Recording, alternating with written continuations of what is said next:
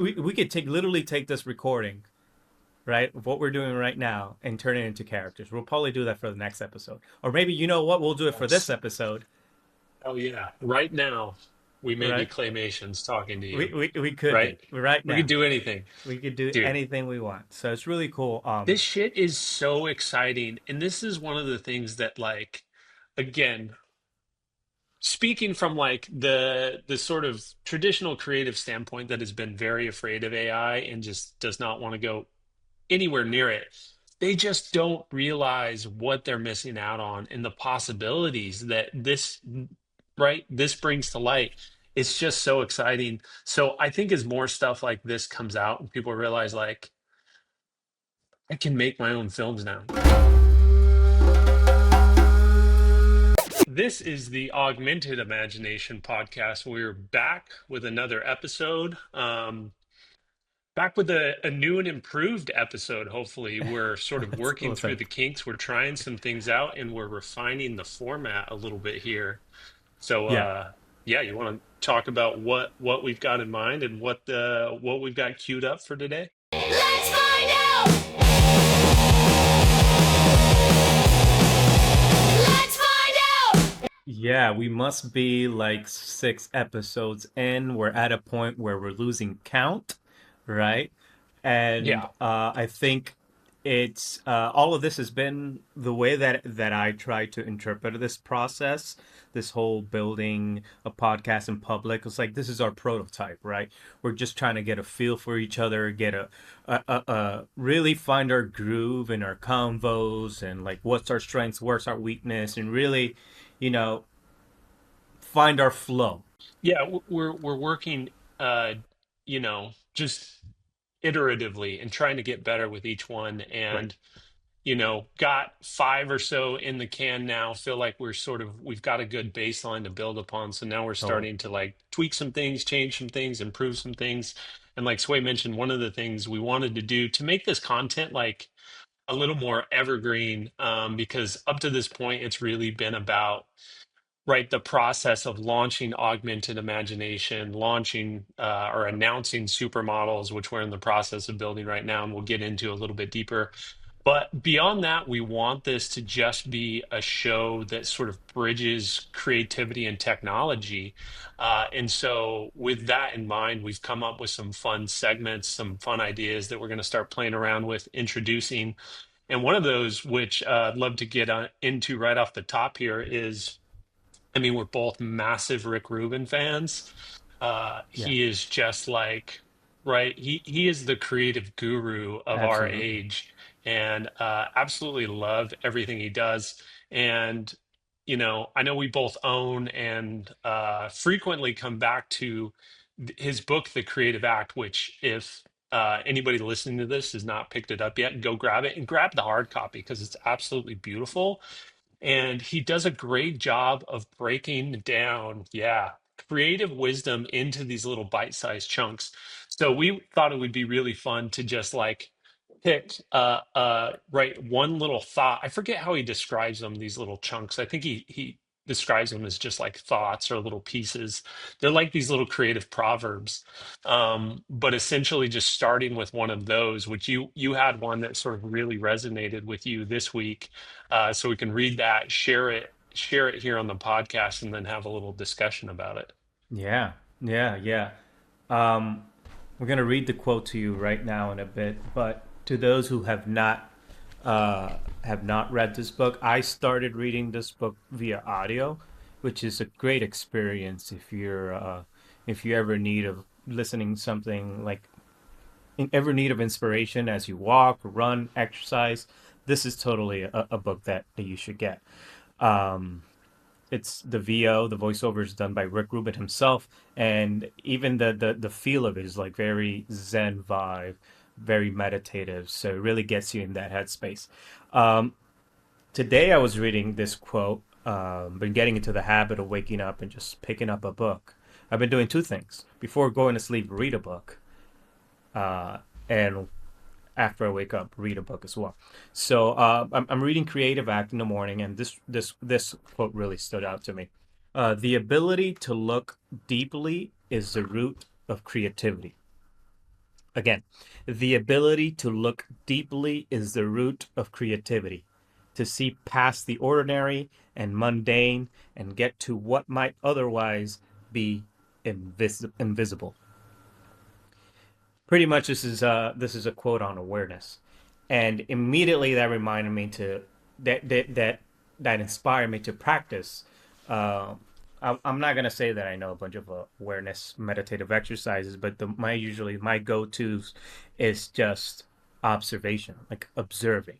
So when I was reading this book, I was in my little area that I call the green room, which is a space that I've designed in my dining room where I have my lazy chair and all my books and plants, and where I get to see I have a window where I get to see the outside and all the birds, and I have a bird feeder too, so it really gets me in That's the where you zone. hang out before you go out on stage and perform, your Pretty green room. much, pretty much. And my wife has this really beautiful setup of plants, and I just started observing, right?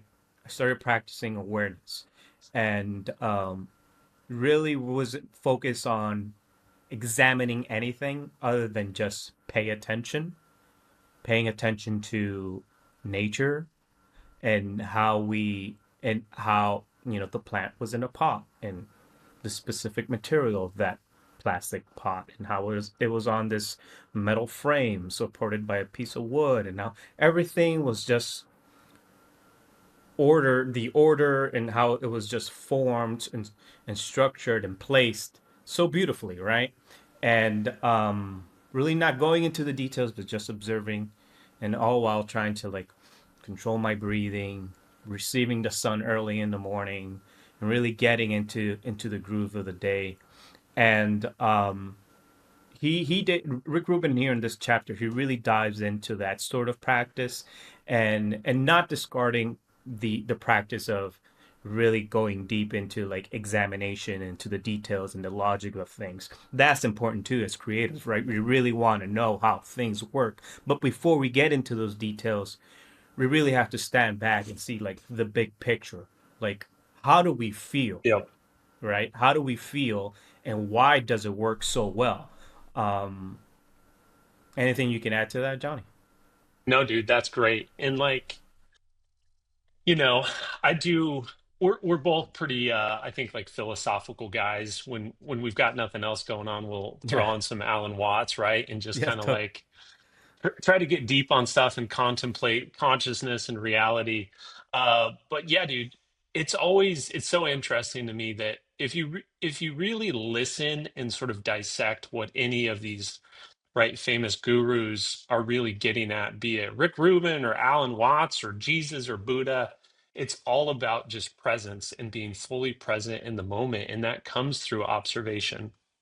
And I love that this is your practice, because what it is basically training that awareness, training that observation, and learning to quiet the sort of inner critic, right? The yeah, monkey mind, and coming back to the flow state stuff that I'm always coming back to, and I'll continue to do so.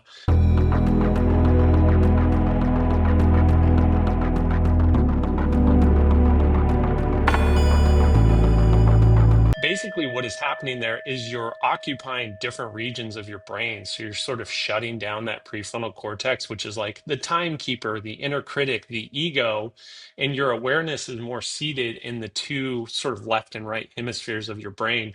And it's funny that you mentioned it's both this act of zooming all the way out, but then looking very deeply. And those right, are way more connected than we realize. And when you get to a place where you can sort of like hold both of those in your awareness, in your observation at the same time, you see way more of reality.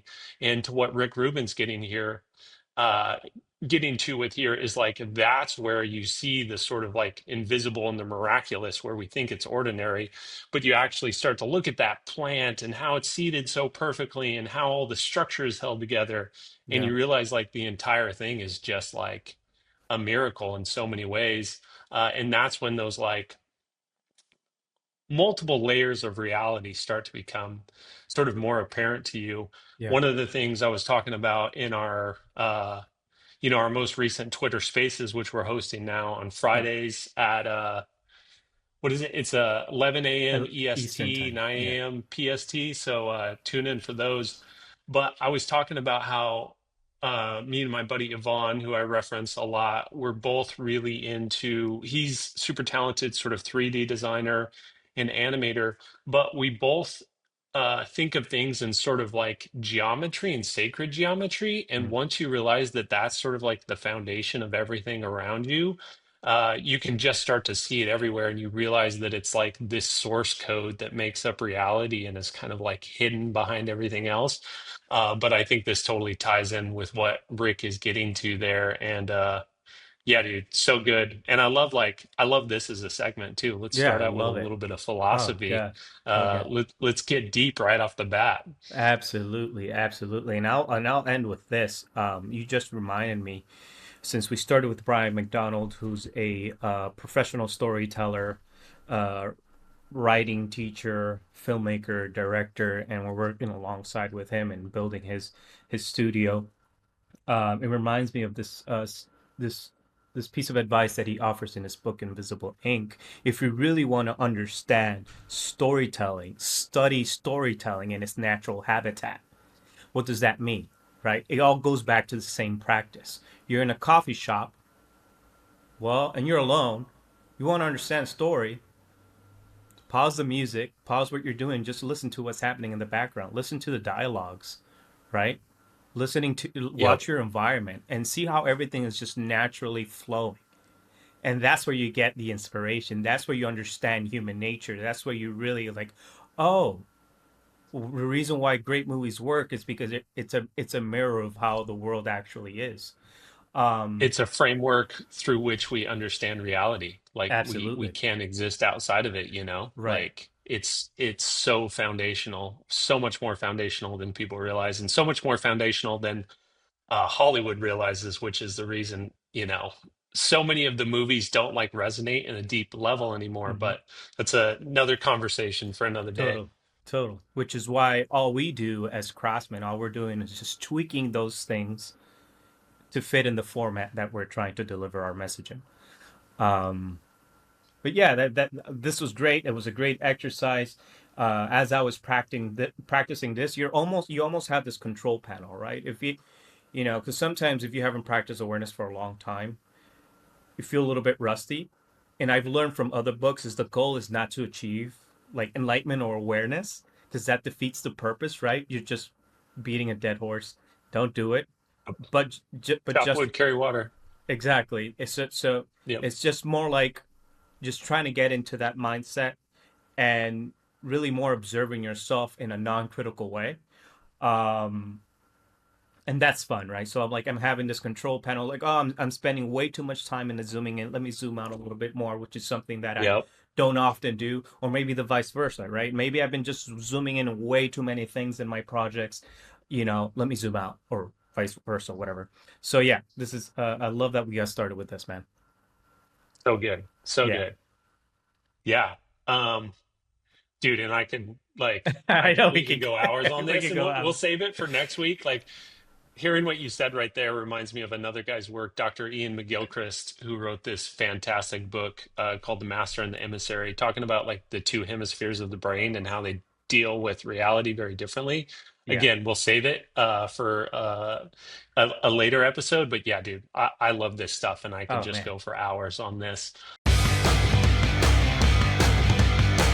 Another crazy week, another week full of just kind of like speed running milestones and kind of like hitting these marks.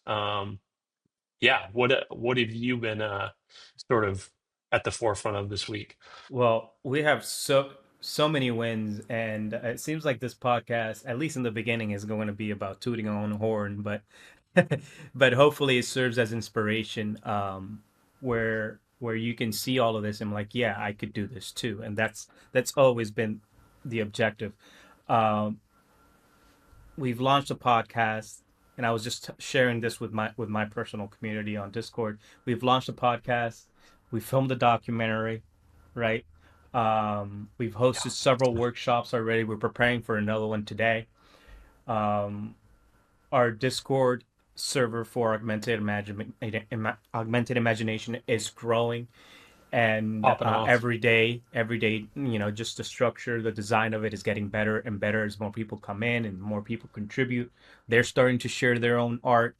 They're starting to share their own memes, and yeah, and the X Spaces last week on Friday was such a great win, such a great feeling to really connect with a lot of people in a live setting and really get to spotlight other artists. We had Phrase with us, and we got to know him a bit as an artist and the work and his recent accomplishments.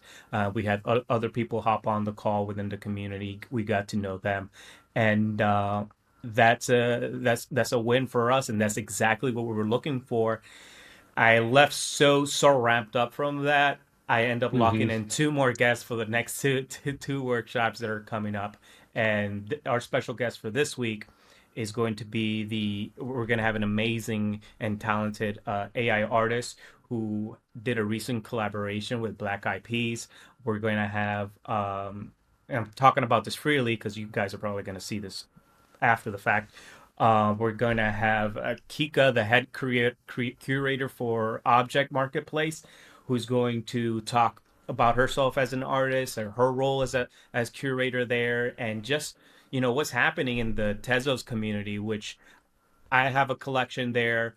Phrase has been collecting work there. John is going to be putting some work there. So they've been making a lot of noise, and I've been seeing a lot of some really cool stuff happening in that space.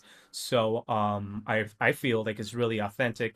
It's a great place for anyone to start. You can collect work really within any budget that you're in, just to support artists, and that's what we're all about. So that's almost kind of like a mirror of what we want to do with augmented imagination and the community that and the type of people we want to be around with. But man, so much has happened, dude. I don't want Yeah. to spoil it all, but Yeah, it's a lot. And again, it's just like super encouraging. And some of the funnest parts, like you mentioned, was just like seeing the community rally so quickly has just been like, I did not expect that we would have this much support this early on. And right, it just reminds me that these sort of like communal spaces for creatives and artists are so needed because typically we're more like, right, introverted, sort of solitary beings. We kind of just like to put our head down and do the work, which is fantastic. And I'm very much wired that way. But it's also really important to like connect with fellow creatives. And when you do that, you just get charged up in a different way.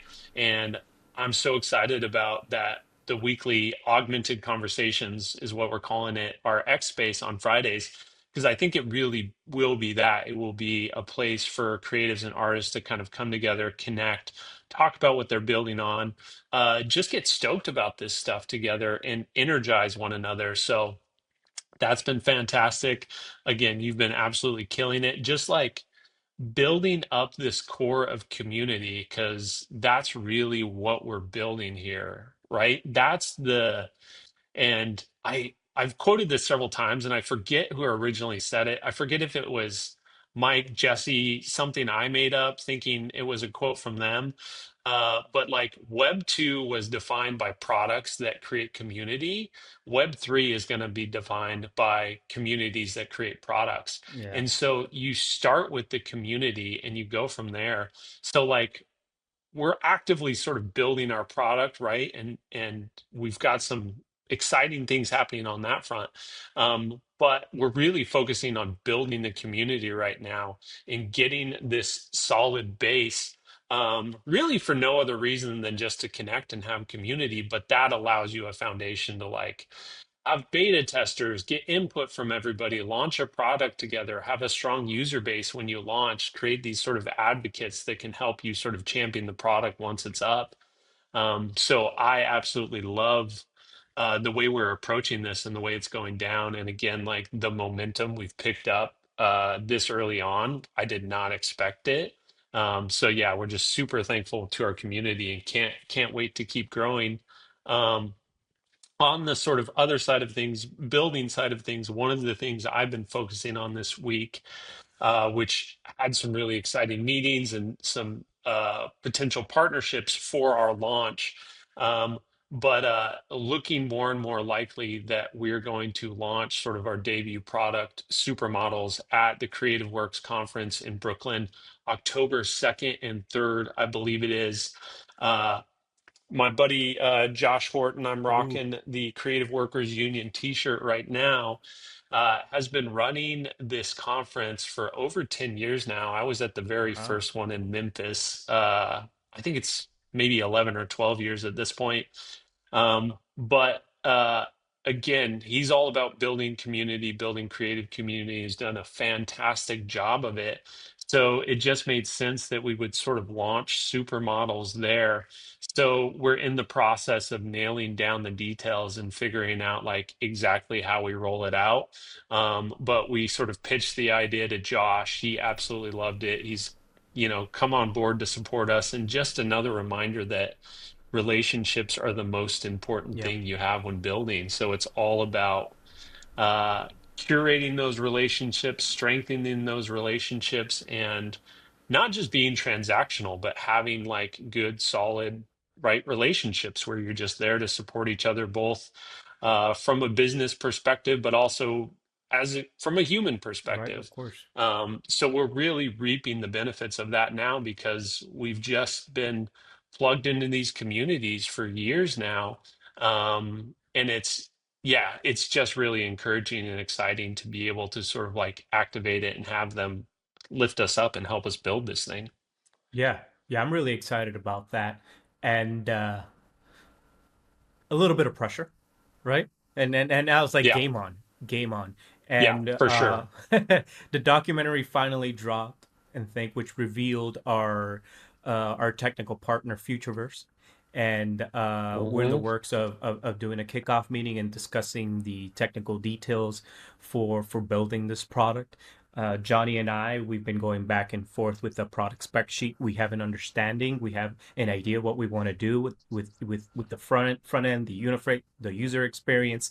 But there's a lot of technical engineering details that we've been getting a lot great advisement from Lenny. But as far as the details and the exact things that we need, well, that's a conversation that we need to have with the Futureverse team, and we're very looking forward to that because that's the beginning to supermodels. So we're creating the Yep. awareness. We're diving into while as we wait and as we build community build, we're we're also diving into like these tools, right? As we've been doing in our workshops, and just to get a sense of the user experience and what's already out there, and we're trying to really spot those gaps, like what can we do better, what do we like, and what can we improve on, what can we take away here. Same goes for whatever's available out there in the open source community. We're looking at Laura's, we're fine tuning our own work, and we're running a bunch of tests. So it's pretty wild because we have to like think like founders, community builders, brand marketing guys, R&D, all at the same time. And this is why we heavily rely so much on our community. And I want to kind of like double click on that. I want to kind of really enjoy this moment right now as we're small, right? Because if this Yeah. product is successful, it will Yep. not be, and we won't be able to, because there's only two of us, we won't be able to have that reach, like we do right now, where we can be very personal and very like we can get to meet, and we've had that that experience, which has been wonderful. We've met a lot of people, face to face, and that's been really cool to establish those relationships. But this is something that Jesse mentioned yesterday because now like TGE has been announced, and Jesse Felix, I forget who brought it to our attention. It was like, yeah, right now it's only like 1,000 of us, but once this token goes live, it's going to be tens and thousands of us. It's going to be hard to keep up. So it's not going to be the same anymore. So this Yeah. chapter, at least for Think, as far as community is concerned, it's literally over. We're going to have to rethink the whole thing, and that's sort of like, okay, I think about augmented imagination. We're going to be there one day. So how can we Yep. prepare for that and do it right? Yep. And also like be in the moment with where we're at and enjoy the like Mm-hmm. being the tinkers in the garage mode, right? Because Right. like I'm sure if you ask any successful founder, like when were they the most happy, the most engaged, maybe, right? A lot of stress that comes with it as well, because the you don't have the guarantee of money coming in, whatever it may be. Like you're bootstrapping super hardcore, but so often you hear from people who have achieved great things, and they always sort of harken back to like, oh yeah, when we were just a couple guys in the garage, sort of experimenting and figuring this Yeah. stuff out. Like the initial building, like that's the stuff I absolutely love, and like Same. we are very much in the midst of it right now and absolutely enjoying it. So yeah, man, good stuff. Excited for every stage along the way, right? These early days are fantastic. When we get some more sort of momentum, it will be awesome. Um, but yeah, just trying to again stop and be present and have awareness, because we're sort of speed running the gauntlet right now, which is incredible in so many ways. But you got to like step back, zoom out, take a little bit of a breather, and just Right. appreciate where we're at. And that's something that's been drilled into us being part of the Think team and the Think ecosystem. Like, uh, Mikey and Jesse have always kind of talked about this, like, take this in, soak this in right now, because we're part of something very, very special, Yeah. and it's only going to grow and sort of build from here. So, like, to be able to be at the in on the sort of ground floor of this and the foundation of this is really, really special. And yeah, we need to be aware of that and just kind of soak it in. So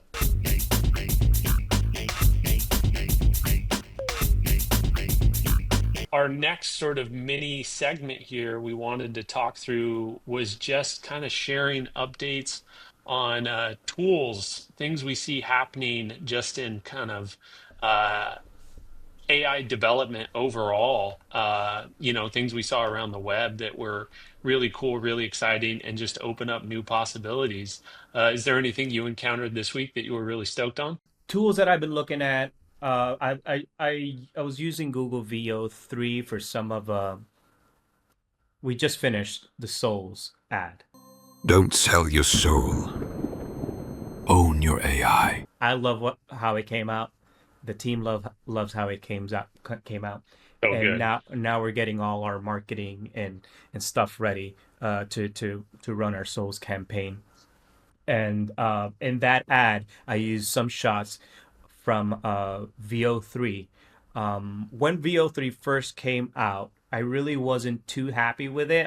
Like I really dig the features and all like the stuff that you can do inside Flow, but I just felt like the video model wasn't there yet. Uh, fast.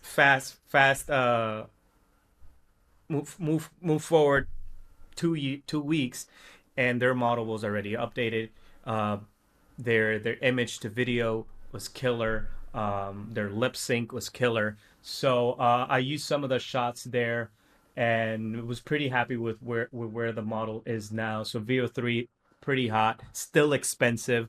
They have a fast option. So with VO3 you get two options. Either you use, I believe they call the VO3 fast, and the other one is called VO3. Let me double check over here. Um, okay, so you have VO3 fast and you have VO3 quality.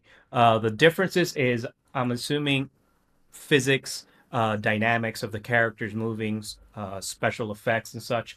But the results that I was getting with VO3 Fast, which is a cheaper option, less credits you consume, it was producing great results. And still, VO3 comes with like sound effects, so it was really cool with that, using that. Oh, that's Um, awesome. yeah, yesterday Runway announced their Act Two feature on top of their Gen 4 video model. So what is Act 2? Well, Act 2 is a motion capture model.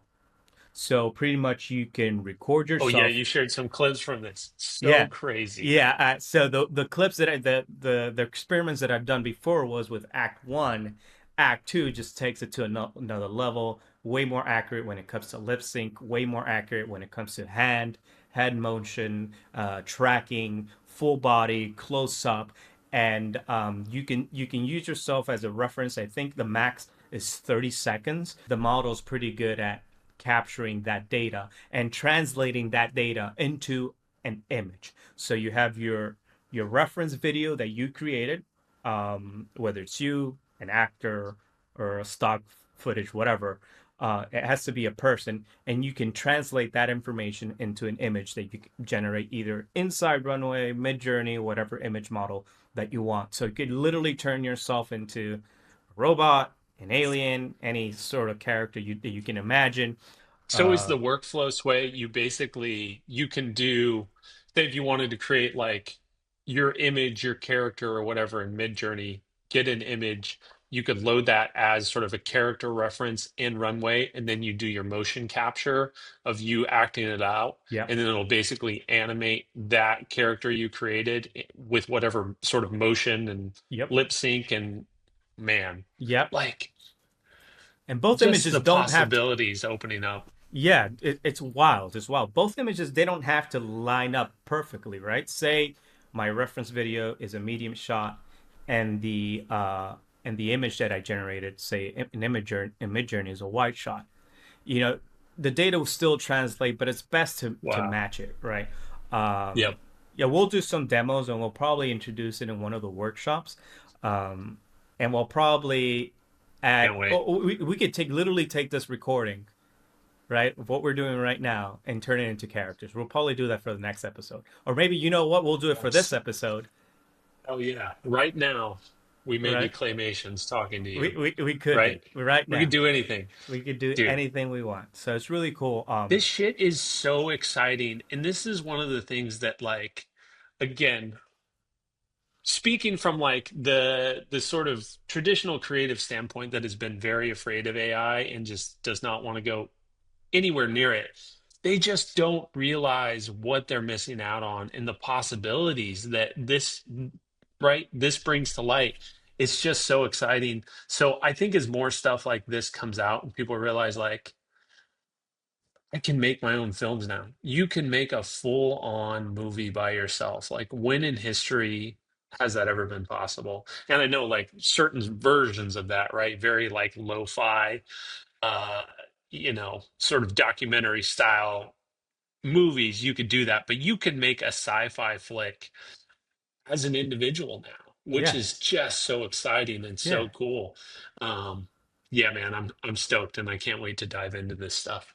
You know why it gets me excited? Because I spent thousands of dollars, hundreds of hours trying to get into the motion capture industry as an actor. So I flew Oh when I wow. was in Miami. I flew to LA to do motion capture training. Right, really wanted to understand what it was to be inside that sort of theater experience, and what it took. It was more, I had to do it more because I wanted to start building the relationships, and I knew there were very influential people in those workshops. And but I wanted also a foot in, and I was really this close to start start uh start my motion capture career. The only thing that was getting in the way was distance. I was in Miami. I couldn't do much. Couldn't fly to LA. They need, these things were very, very, very private, and Very to turn specialized. very specialized, very, very secretive as well, right? So, because most of the motion captures, at least years ago, or still present, are done for games, and these games are kept really under like strict NDA, you know. So they're not talked about till like 2 years later. And I have tons of friends, tons of actor friends who've done wonderful work in crazy games and doing motion capture. And that's what I wanted to get into, and never did. I had my demo ready, I had my resume, I had a video of me. And that's when I really started getting into like physical fitness and martial arts. Because either you come That in like it, body awareness and movement, oh, right? You've got totally, to have totally. that Tons stuff of tons of dialed. tons of training on that. On Yep. doing a lot of like lob and movement training. Tons of what was this guy's name? I forget the name. But yeah, tons of like physical transformation because there's two ways that you can get into the motion capture, either through voiceover, which is not technically motion capture, but either as an actor or as a stunt performer. So I was trying to figure out which one worked for me, and none of them end up working out for me. But that was fun. Met a lot of people, built a lot of relationships, and to this day, I'm like, this came out. I sent it to my like motion cap DM group, like, hey guys, check this out. Get in this Yeah. right now. All right, rolling along. That brings us to another new segment that I'm really excited about. I think we're both really excited about. This has been a plan and in the works, since we came up with the concept for this podcast and wanted to launch it, but a little something we're called show and tell. Show and tell. Let's show and tell. Holy hell. It's time to show and tell. So within show and tell, again, we just want to share work that we're creating, things we're proud of, things we're working on, and talk a little bit about the process. Hopefully, give a sneak behind the curtain to others to see sort of like our process, better understand it, and yeah, hopefully transmit some sort of understanding, some tips and tricks, some tools throughout that process. So, I've got one I'm excited to share this week. Let me share my screen and we'll get into it.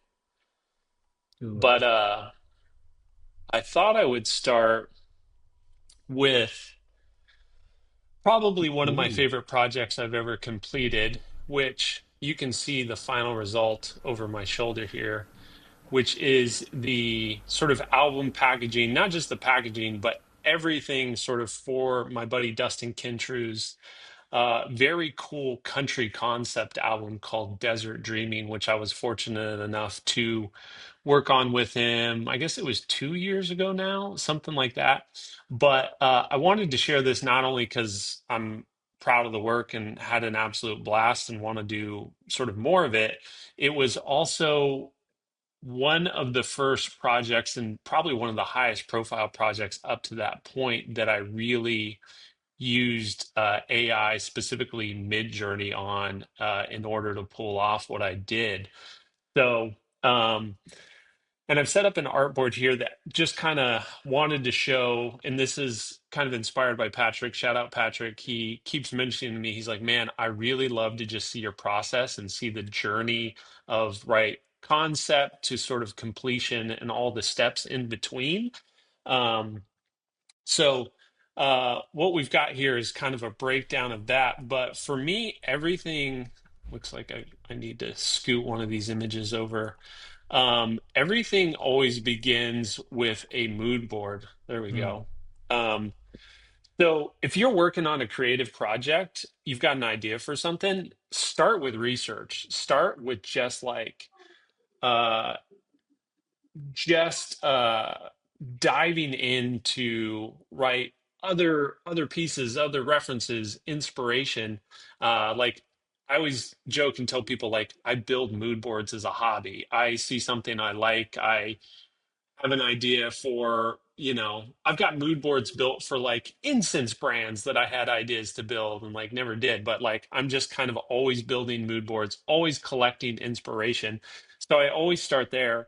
And it's also really great if you're working with a client to essentially communicate the vibe, give them sort of an idea of where you want to go and some references to sort of build off of.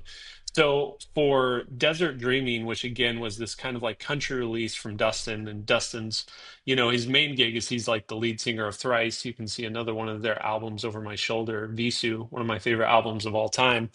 But he does these solo projects. He'll release like a solo album like every 4 or 5 years. So not super regularly, but when he does, like he absolutely kills it. And he wanted to do this sort of like country western inspired album.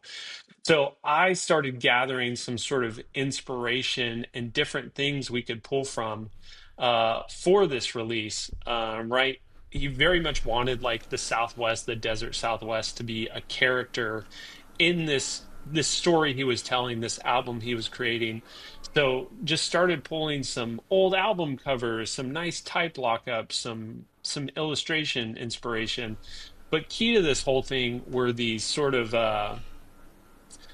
almost abstract kind of Southwest paintings, in particular from this artist named Maynard Dixon, who I think was active from like 1920 to 1960, and he would just do these incredible Southwest landscapes. So that was one of the things we really cued in on, in addition to like these old or at least vintage inspired like album covers. So this was like our mood board and a bunch of inspiration. But key to the whole thing, again, was like these paintings of the desert Southwest. So typically, right, I probably could have spent a couple months figuring out how to like paint in the style and then like given him one image. But it would have been really hard to pull off. And if it were not for sort of Midjourney and the capabilities that unlocked, we probably would have gone a different direction with the cover because it would have just been too much of a lift to like figure out how to pull off this style, paint something he likes, and then use it for the main cover painting. But instead, what I did was I essentially just went into Midjourney, Mm. did a lot of prompting, right? Did some, as my buddy Tom likes to say, sort of meta prompt engineering, where like I could feed these paintings into something like a Claude or a Chat GPT, and I Yeah. could say, basically describe the Mhm. technique used here, the technicality. And just give me the beginnings of a prompt I can work with. So these are some of those like early examples, early pieces. And he wanted it again really loose, feeling very hand painted, very abstract.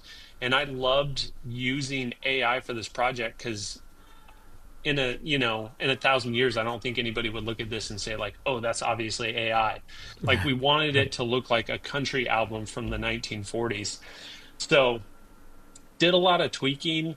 I remember I was almost like, and this was like Mid-Journey V2 or something, V3, but I did some stuff where I started to get like this really cool grainy texture. And the only way I was able to achieve it was like I forget exactly how I did it now, but I was almost creating like this distortion feedback effect in the model because I was Mm. rendering it with one model but referencing another. I can't remember exactly what I was doing, but I remember at the time I was equating it to like, oh, this is almost like creating feedback out of an amplifier. Like it's Oh, messing I with the love that. signal flow a little bit and like creating a little bit of like distortion and weird noise and texture. So this was the piece I created that he really honed in on and he really liked. So this was almost our starting point. But again, as I tell people all the time, like when I'm working with AI, like what comes out of the model is not my finished product. Like I'm Yeah. creating ingredients I can build on top of. So I basically was able to get this out of Midjourney. I then took it into Photoshop. I used some of their generative expand, right, expanded things. But then I went in and just actually started like hand painting over things, like tweaking the shape of this rock right here, like cleaning up some of the distracting pieces in the corners and just refining the image overall, right? Making the moon bigger, sort of hand painting in stars. So there's still so much like process after the initial generation that goes into this. Um, right. And eventually landed on something like this that we were really happy with and felt really good about. Very So nice.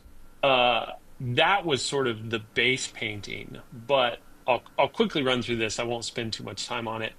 But right, I'm a designer by trade, so like typography is always kind of core to what I do. And I actually, whenever I'm working on a project, I start with type first. I get the Mm. type dialed in, that kind of sets the vibe, and then I build everything from there. So these were some like early options of type I sent to Dustin. Started playing around with these little lockups that we would integrate in different pieces, figuring out little pieces like the record label call out and the I was specifically designing the vinyl. That's what I had in mind. Um, so like just these little lockups, these little hits, figuring out what the tour poster would look like, and just creating all these cool different lockups. So this was the final treatment we kind of landed on for the album cover, introducing some of this wood texture in a really cool way. So the results of that, the final album cover, were was this, which I was really stoked Cool. on. Everything came together really nicely. Loved the colors, loved how it paired with the type. And then Dustin had the idea to do this dual cover concept where essentially you could display the record either way. So you could have sort of desert dreaming, the nighttime scene or the daytime scene. So the way I achieved basically this daytime scene was I took my nighttime scene, I cut it up into different layers using Photoshop, and then I just tweaked the color balance, the saturation. I brought in some new textures. I drew a new sun. I drew clouds, and created the daytime scene out of that. And yeah, just so stoked with how it turned out. Such a fun Love project. it, man. And yeah, again, one of the kind of most high level AI involved projects I had created up to that point, and was a bit of a gateway drug to generative tools for me, if you will. Wow. Wow. Well, thanks for breaking that down for us. It's really the results are crazy. I love how on that second pass in creating the daytime that inspired you just to go like hands on. Hmm. And because you could have easily just would have gone just back to Midjourney and do the whole thing again, but here you were kind of like you were like in a different state of flow here. You wanted to really leave your mark, recreate things hand with your hand. Um, Amazing. What I love about the first one there, the night one, is just how the type, the color of the type. It feels as if the sun is lighting up the type. You Yeah. know, and I don't know if that was intentional or that's what you were going for, or it just made sense to make it the same color of the sun. But that was my interpretation. Because and that to me, I could see like, wow, that's some crazy depth here going on, and you could Yeah, that tell. was like, I mean, not totally intentional, but like I love that that kind of comes through with it. But one of the beautiful things about kind of desert Southwest is like out there at night in a full moon, it is almost like this weird version of like daytime, and you can really see everything, but like capturing the essence of that moonlight with that pale yellow, I Yeah, think worked really well. I have a couple of questions for you, and I know we're a little bit Yeah, over yeah, time, so I'm guess please.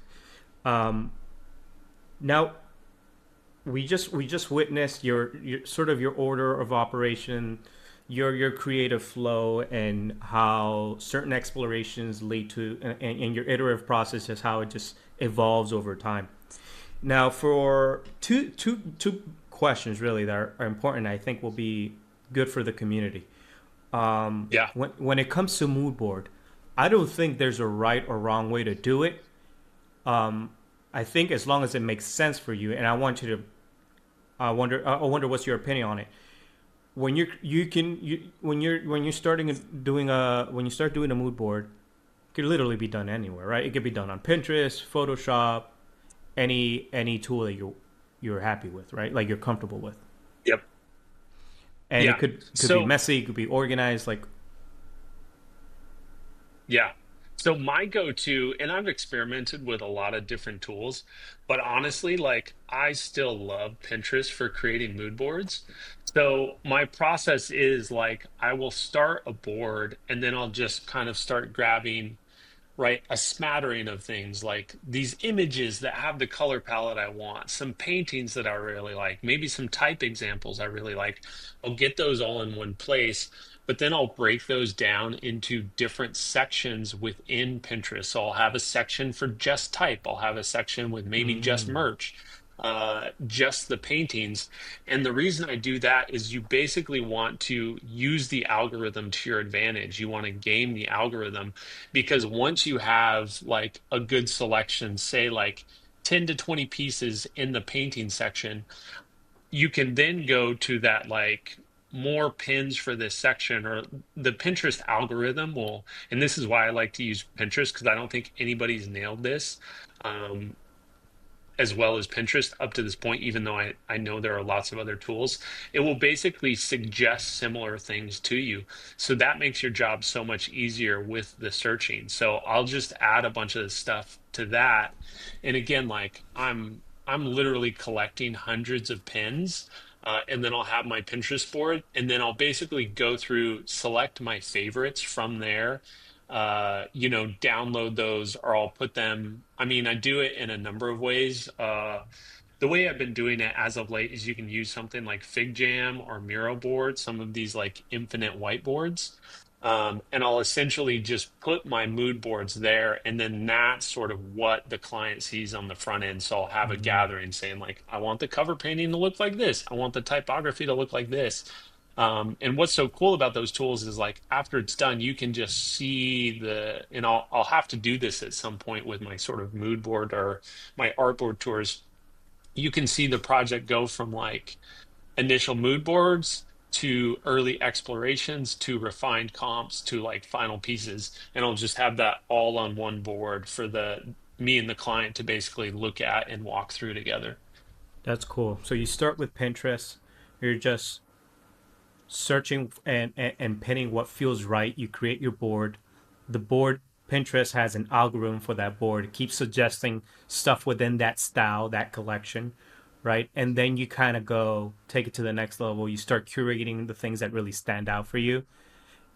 Take it to something like FigJam or whatever to present to the client. Then from there, you start exploring even some more, and until Yep. you finally lock something in that you like. Yep.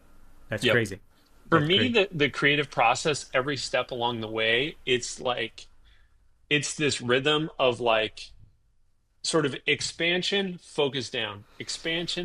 So it's like exploration, Mm, create a bunch of stuff, narrow that down, focus that in, make a bunch of stuff, narrow that down, focus it in. And like every step of the way, like when I'm doing my initial type explorations, right? This is just like a small sample, but it's just artboards full of like I literally start by like typing out the main title treatment, try it in fonts that I think are relevant, get like 10 to 12 of those, pick my favorite, take that, start to put those into lockups, start to combine that with little icons. So it's all about like exploration, build a bunch of stuff. It's going back to right yeah. Rick Rubin in our initial discussion, it's zooming out and then Yeah. zooming out and then zooming in. Like that is the creative process for me. Yeah, that's crazy. That's crazy. And I love how in your order operations type for you, um, It's the that's kind of like backbone. that's the backbone of everything, right? I imagine when you land on something that you like that gives inspiration, sparks, like you start thinking about history and other eras and other designs that you were inspired by, and that's when you start going into the rabbit hole. Yep, absolutely. Wow. And like so much of this is just like I love my job because it gives me a really good excuse to look at a bunch of rad shit, right? Yeah. So like I love the research phase. It's one of my favorite things. I could spend hours and hours and hours just going down wormholes, like finding like, you know, oh, these old fonts that were from like 1940s silent films where they would basically create them on these panels, right? Like this stuff exists out there and it's so cool. And if you go and dig for it, like you can find it and bring it back to life, like bring it back into culture. And I love that process. That's crazy. I forgot to ask the second question, but Yeah, to end this one, um, I love one of the things I love about this is that it positions us so well for augmented imagination because we with this we take this experience and we ask how can we that be reflected in the user flow, in the customer experience, in the creative flows, and 100%. I am certain that that's what's going to make our tools stand out and be different, compared to other tools. Um, so, that really encourages me. Now, you mentioned you took one of the images and you drop that to the LLM, something like Claude, right? I think this is Hmm. where a lot of artists will be hesitant. It's like, wait, I'm not putting in the work. I'm not dissecting it myself. I'm not doing like the research Yeah. myself. So you overcame that. You did it, but it helped you immensely, and it Yeah. propelled, and you moved faster, and you know you save And yourself some time. again, like if yeah, absolutely. And it's just like if you want to go through and like try to build that prompt yourself and figure out like how do I get it to create this type of brushstroke or this type of texture, like more power to you, you know? I say like go for it. But one of the sort of big tricks I've figured out is like using multiple LLMs or multiple AI applications to help you craft the prompt. Because like right, they know each other's language. They Of know what's course. going to resonate and what's going to like get the result you want. So like putting a reference in there. And honestly, like for me too, this is I could essentially have gone through like the mood board thing. The mood board feature didn't exist in Midjourney at this point, Hmm. but you could go through, grab a bunch of references, build a mood board, and do it that way. But for me personally, like I don't want to do that because I was so specifically trying to like tap into the Maynard Dixon stuff.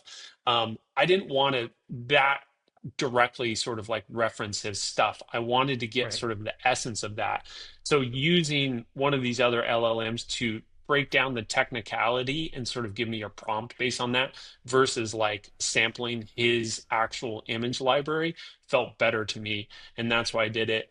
And then again, like one of the big things for me, like somebody tries to give me shit about this, I'm like, look at this process. Look about how much work I put in after the fact. Yes, I used a generative image as the base, but then I painted over that. Like I Right. modified it in so many ways. Um, and again, that's just something that like I'm hoping is changing. I see changing, but like coming out of the sort of like traditional creative community where they're hesitant to sort of use these generative tools. Yeah. Yeah. Yeah. We're again, and we've mentioned this in other podcasts.